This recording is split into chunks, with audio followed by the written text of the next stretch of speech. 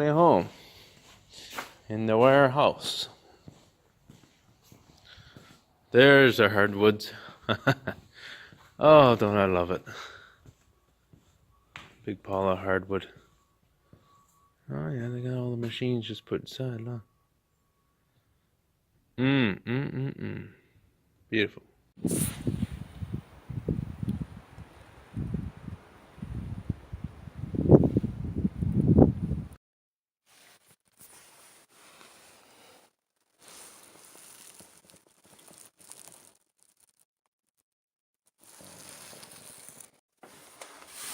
This is this is a beautiful piece of 11-inch by 1-inch rough sawn birch. You could still see the big saw marks here, probably from a bandsaw mill. A fairly large bandsaw mill, I might imagine. This is the top of my desk. We have this beautiful heartwood right here.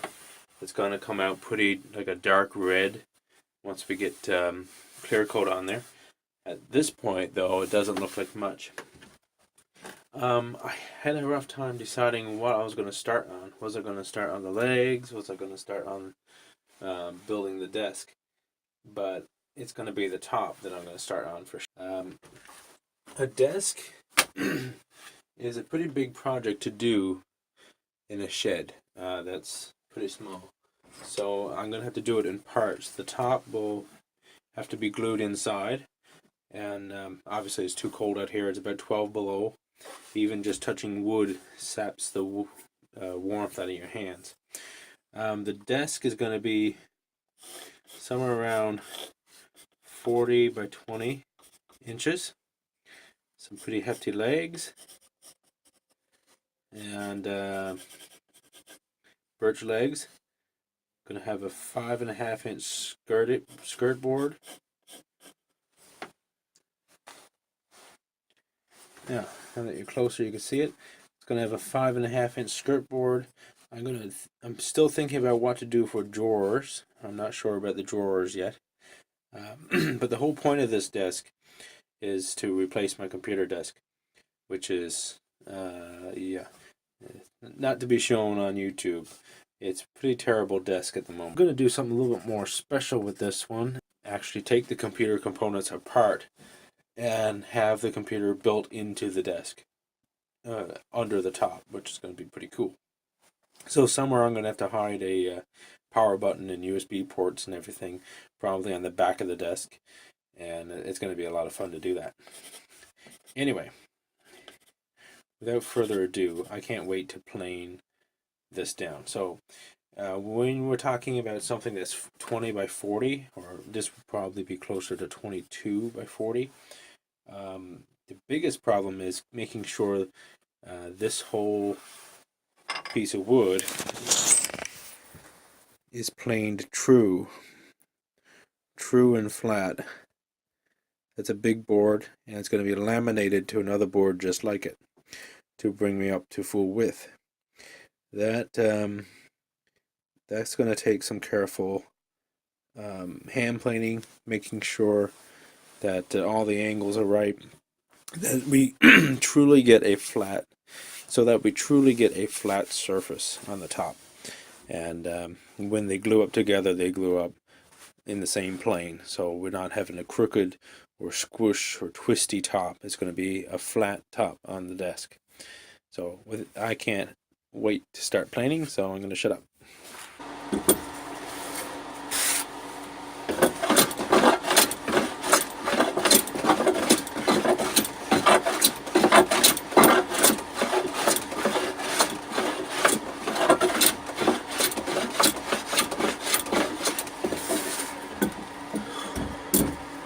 That's some beautiful wood right there. Oh yeah. Fantastic.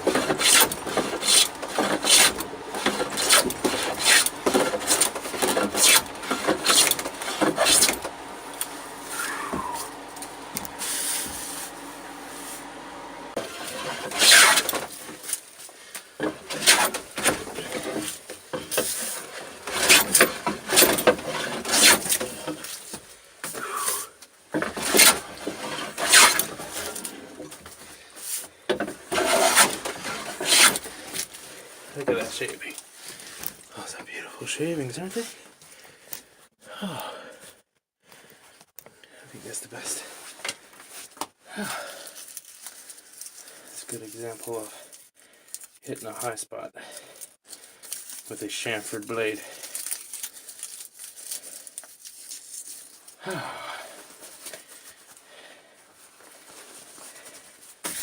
don't know when I'm taking off there. 64th, 32nd. Wouldn't want to do much more than that in birch.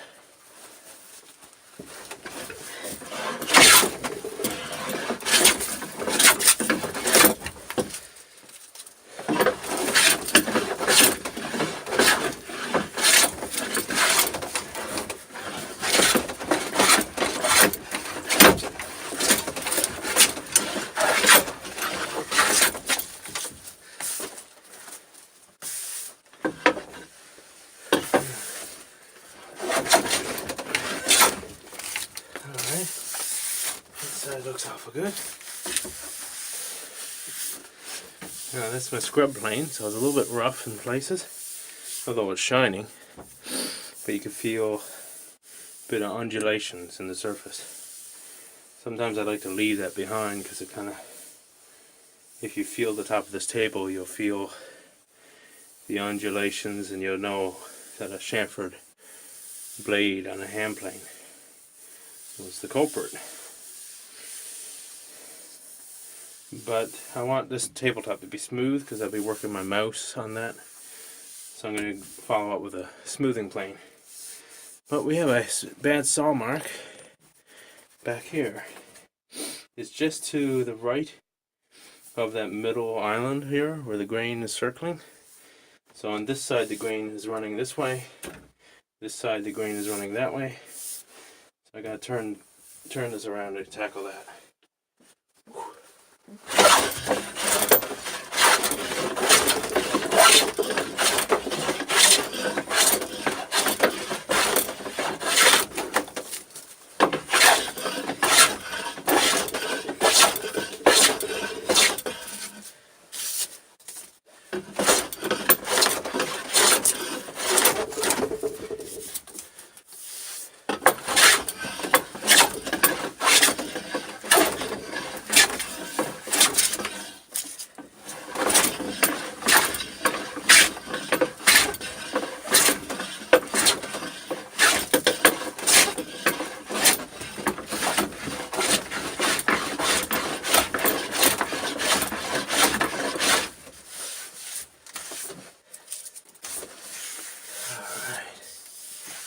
Smooth.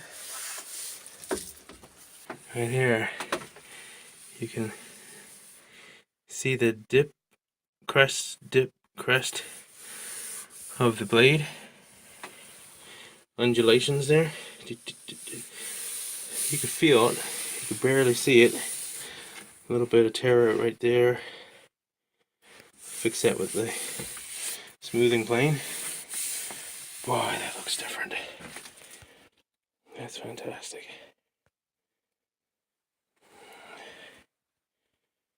Whew.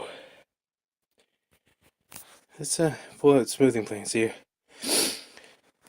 if we can dress this up. So the smoothing plane, I'm going to adjust it to just take a few thou off at a time. And we'll take off all these crests and really smooth things up. Up here there's a little spot I gotta be careful of. It's as if it was a knot just on the other side of this board. And you can feel the grain kind of dip down and come back up. Right there, the dark spot right there is vertical grain sticking straight up. That's from a knot being in the tree somewhere there. We'll take care of that.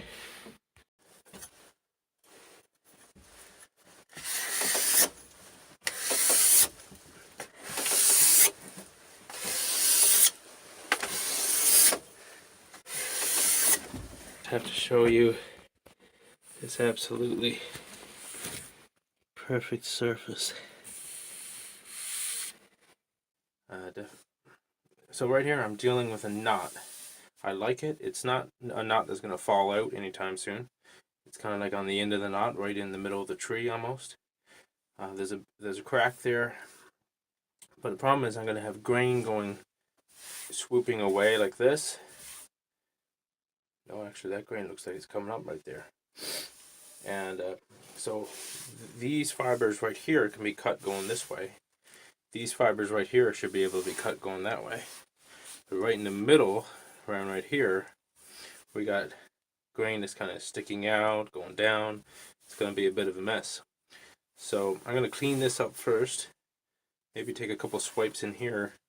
Then I'm going to take the iron back and try to trim off the top of that knot. But we're going to have some issues right there for sure. So let's see, I'm going to go right in beside the knot right here first. Take a little bit off. I'm worried about catching some of this grain right here that looks pretty vertical. So maybe I'll come in right here instead. Yeah, I did catch right there, look.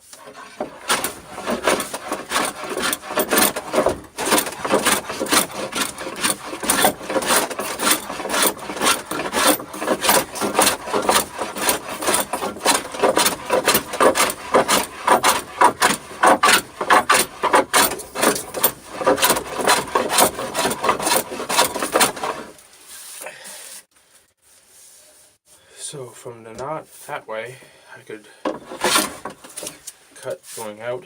But right here is going to be some trouble.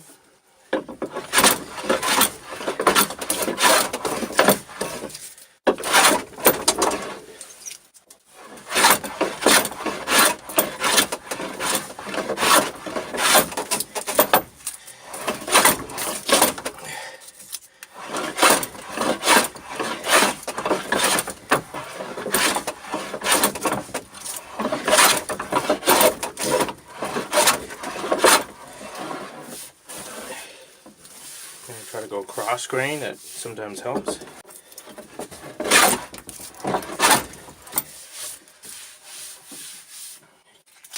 Okay, time to back the iron off. So loosen up the cap. Screw the iron up a bit. Now, I moved enough now that it's not biting at all. Oil the bottom a little bit here. Now, no. Let's bring the iron down to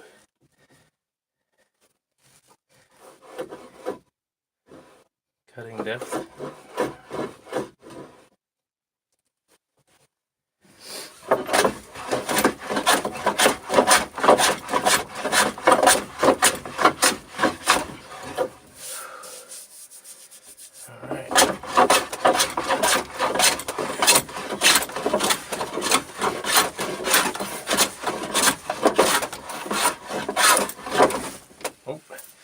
Came back too far and cut this grain that's coming up. So let's watch that.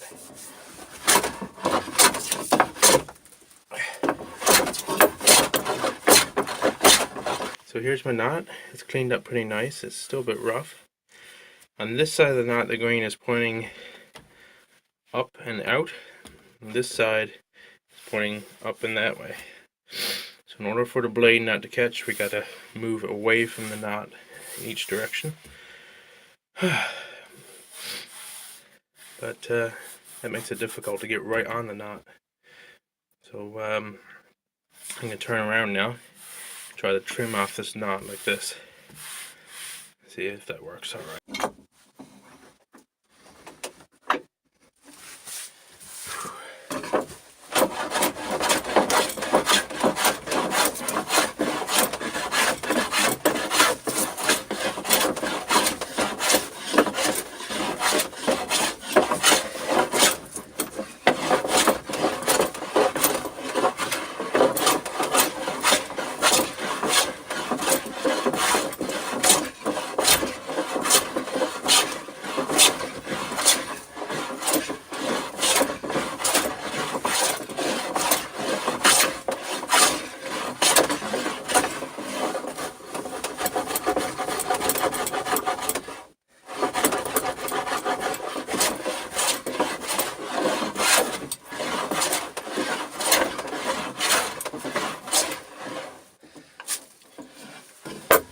looks like on this side of the knot, I can go this way. But on that side of the knot, got some tear out. I'm gonna have to go this way.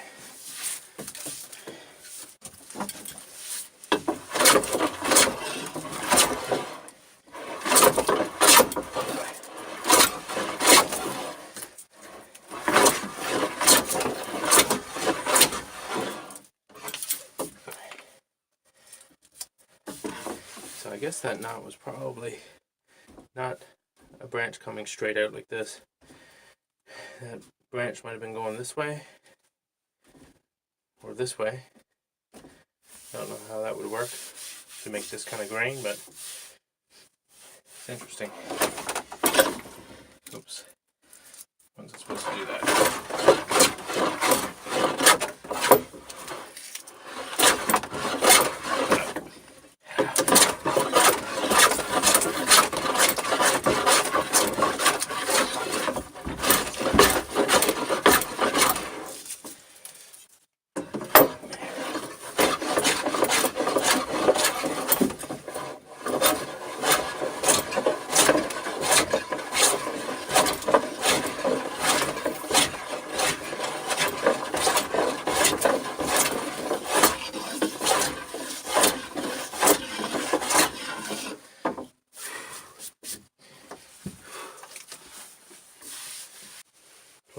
This plane is extra sharp and it's set for a very fine cut.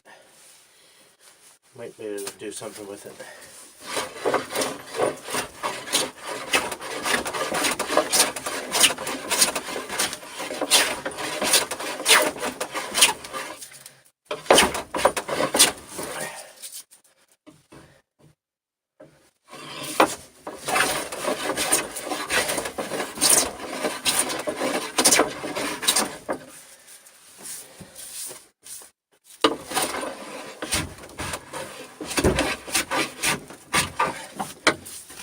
Sideways.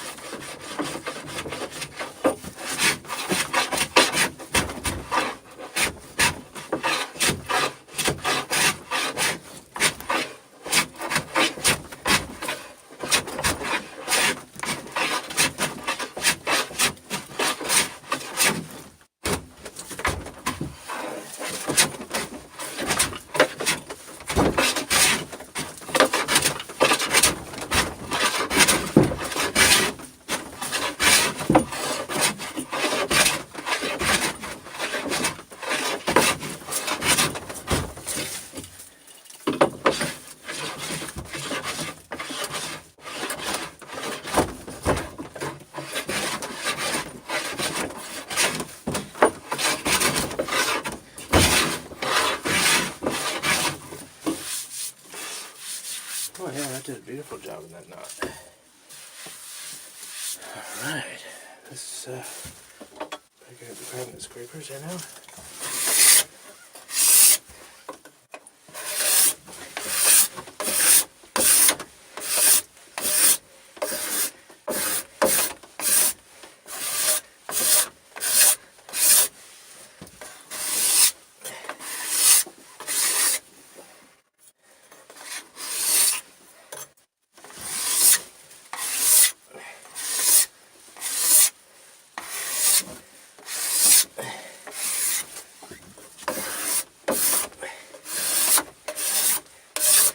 Alright, look at that grain. So this wood has come out very nice. This knot turned out better than expected. That crack is no longer there, it's just a surface check. Just look at that. There we go. Proper focus. That's nice. So now we have smooth. It's nice if you get the knot such that when you run your hand over it, it doesn't feel any different from plain face grain wood.